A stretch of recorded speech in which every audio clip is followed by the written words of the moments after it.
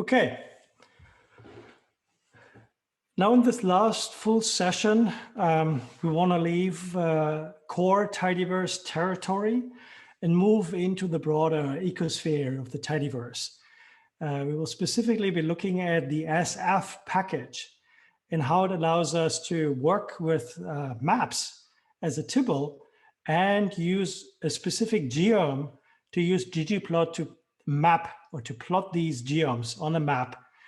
And that will allow us to show the data of the different quarters, not in, say, a line or point chart, but actually as a map, which, given the fact that we're dealing with actually geographic areas, it does make a whole lot of sense to represent the data in that way.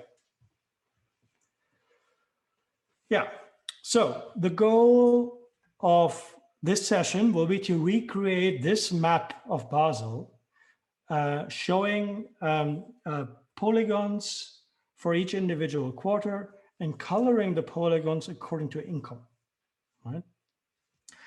And doing this can be useful because then we actually get a sense of the geographic distribution of the data, right?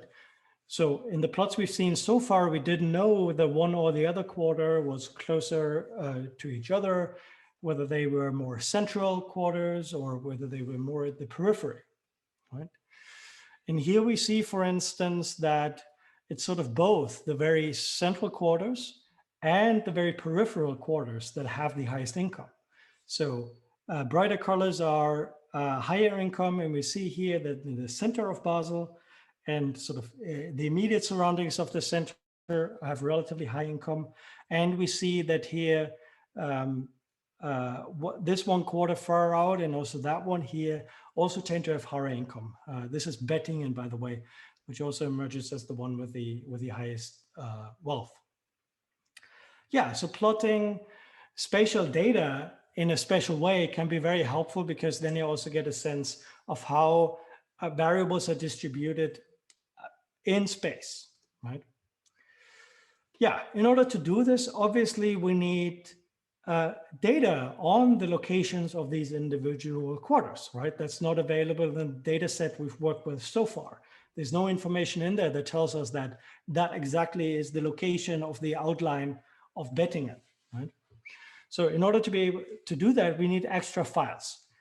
And there's a particular format that is usually used to represent that data, and that's called a shapefile, or in plural, shapefiles, because it's usually a bunch of files that sort of code different aspects of the geometry of, for instance, the quarters in Basel.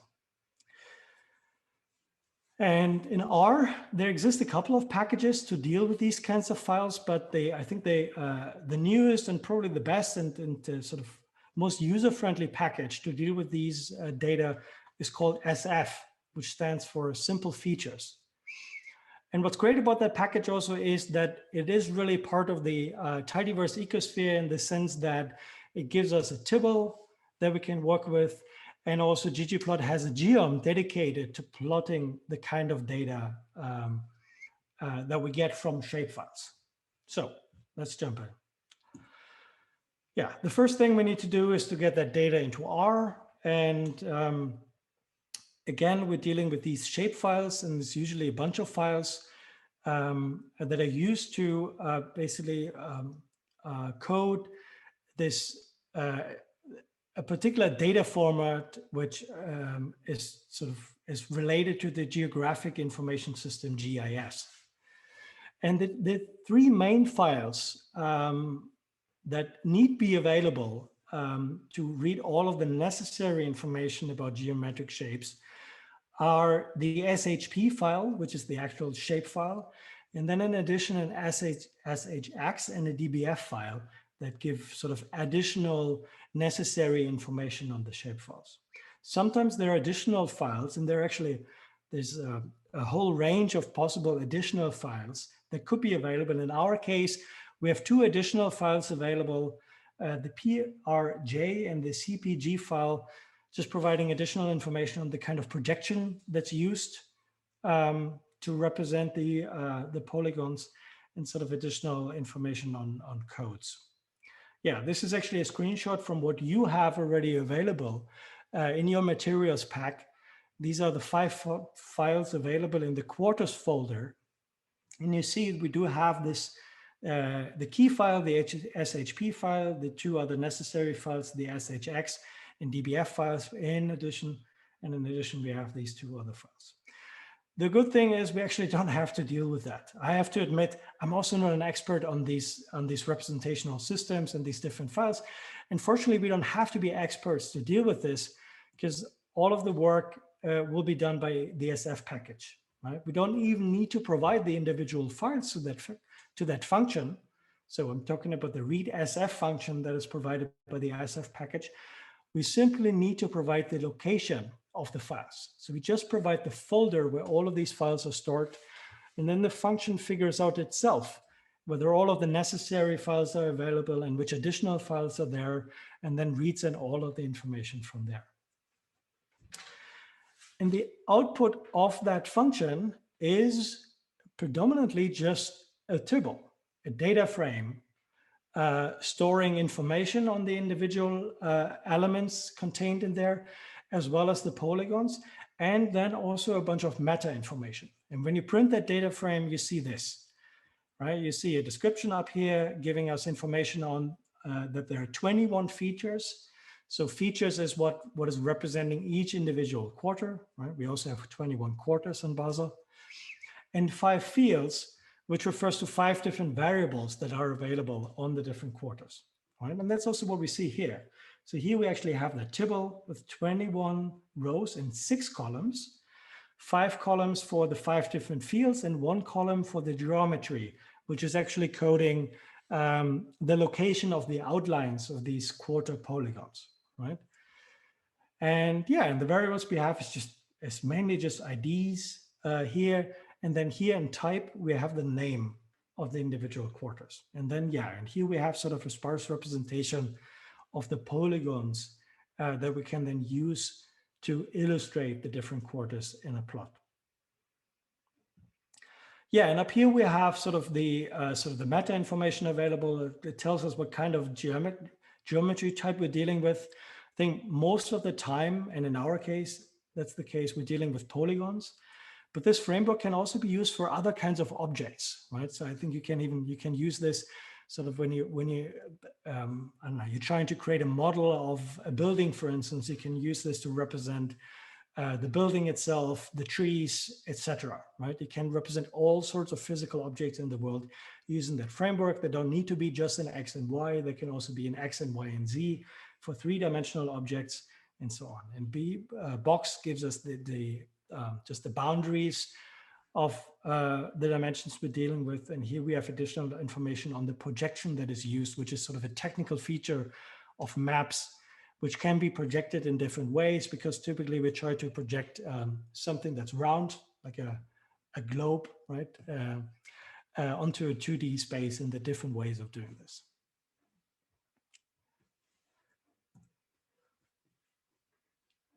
Yeah, so the one thing we need to do if we want to work with this is to read in the data and then store it as an object.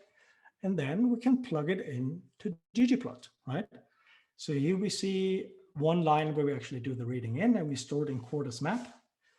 And then we can use quarters map and pipe it into ggplot the same way we've done it with the Basel data frame beforehand.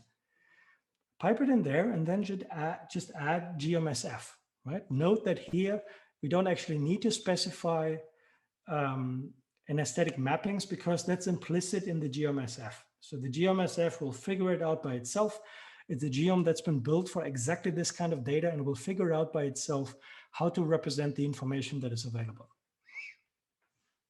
Yeah, and the result is this. So it will figure out axes, so we get grid lines as in any other plot, and then on top of that, it will show each of these individual polygons in the plot. Yeah, obviously that is not the prettiest representation of a map, and maybe one thing we can do to make this prettier is just to remove everything here in the background. I mean, we could be interested in the coordinates, right? But in this case, we don't care, right? We know where Basel is on the map.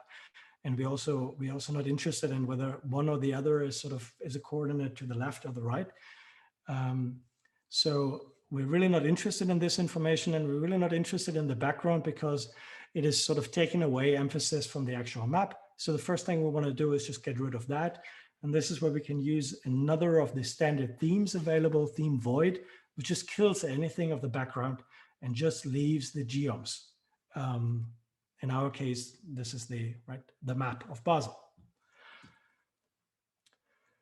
Yeah, and now that we have the plot there, obviously we want to use the plot of the map there. Obviously, we want to use the plot of the map to represent data. We want to use it to represent information about Basel.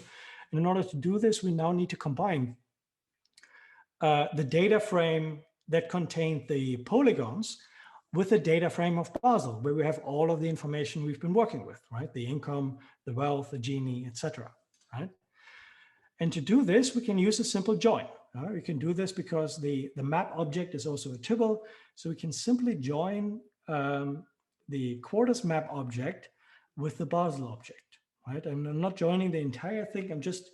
I've sneaked in a little filter here so that I'm joining only the Basel data of year 2017, right? And you've noted before that you probably noted before that the quarter names were given in the type variable in the geometric data frame, but you also know that it was given as quarter in the quarter variable in the Basel data frame. So in order to help R to figure out that these two go together, we need to use the by argument and specify in that argument that type and quarter are the two variables to be matched in the joining. Yeah, we can save this back into the quarters map argument, and then we can use that to plot, to recreate the plot, and then in the next step, use variables such as income mean to decide how the different polygons should be colored, right? So if we want the different areas to represent the income mean, we control inside of GMSF, we control the mapping argument using the AES function, the way we've done that in ggplot before. And we said fill should be equal income mean. Note that most geoms have two color arguments, col and fill. And if both of them are available, then col will refer to the outline or the border of geometric objects, and fill will refer to the area. So if you want sort of the entire area of the polygon to be colored according to income mean, we need to use the fill argument. Yeah, and that brings us already pretty close to the plot that we wanted to create. The only thing that I think helps reading the plot is making the outlines white, so that helps separating the individual quarters. And as I said, we want to use this, we want to do this using the color argument. Yeah, one other thing we may want to do here, to make it, it's a bit of a detail, an aesthetic detail, but maybe we don't want to use income underscore mean, which is the variable name, but give it sort of a proper readable name. We can change it to income using the scale fill continuous, which gives us an argument name where we can control the name that is displayed for that variable. And finally, of course, again, super important to annotate the plot properly, and that we do with the labs function.